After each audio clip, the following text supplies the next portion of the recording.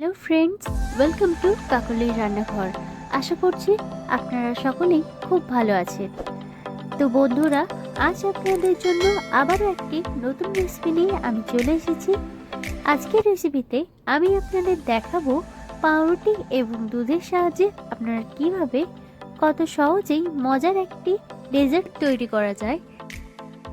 তো চলুন বন্ধুরা, বেশি কথা না বাড়িয়ে আমরা দেখে নিই যে এই ডেজার্টটি তৈরি করতে আমাদের কি কি উপকরণ লাগছে। প্রথমেই আমি এখানে কয়েকটা পাউরুটি স্লাইস নিয়ে নিয়েছি।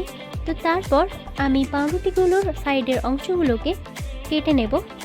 তো এইভাবেই আমি এক এক করে সবকটি পাউরুটি কেটে নেব। তারপর আমি একটি বাটিতে রুম টেম্পারেচারে থাকা কিছুটা পরিমাণ জল নিয়েছি। এরপর আমি পাউরুটির একটি স্লাইস জলে ডুবিয়ে তুলে দিচ্ছি। তো রুটিটাকে একটু চেপে চেপে জলটাকে বের করে দিতে হবে।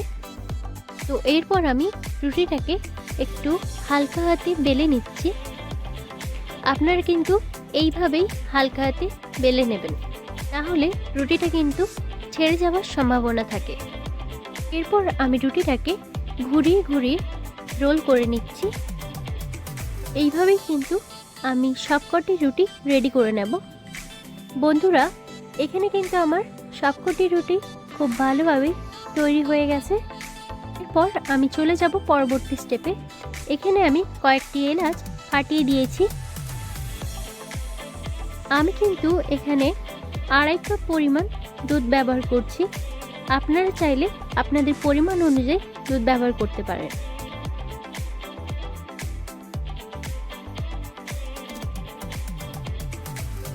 তো এরপর আমি দিয়ে দিচ্ছি 1 কাপ পরিমাণ চিনি। এখানে কিন্তু চিনিটা আমি আমার পরিমাণ অনুযায়ী দিচ্ছি, আপনারা আপনাদের পরিমাণ অনুযায়ী ব্যবহার করবেন। আর চিনিটা দেওয়ার পর কিন্তু চিনিটা গলা পর্যন্ত একটু ভালোভাবে নেড়ে নিতে হবে।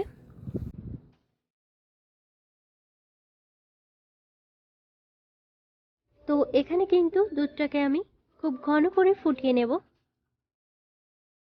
তো আপনারা দুধের কনসিস্টেন্সি দেখেই বুঝতে পারছেন যে দুধটাকে কতটা পরিমাণ ঘন করতে হবে। তো এখানে আমার দুধটা খুব ভালোভাবেই রেডি হয়ে গিয়েছে।